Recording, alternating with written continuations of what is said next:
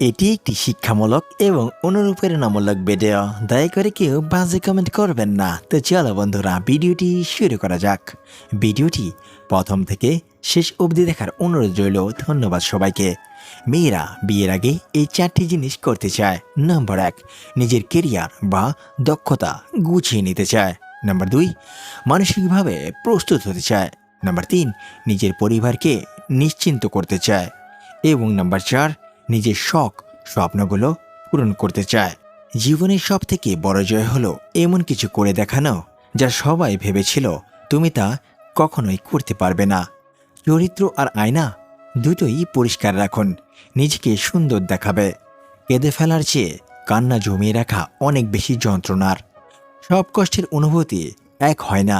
কিছু কষ্ট ব্যথা দেয়, আবার কিছু কষ্ট মানুষকে বদলে দেয়। শিক্ষিত মানুষের অভাব নেই, কিন্তু শিক্ষিত বিবেকের খুবই অভাব। সহজ সরল জীবনে দুঃখ থাকলেও যে আনন্দ অনুভূতি থাকে তা বাঁকা পথে চলা জীবনে কখনোই থাকে না।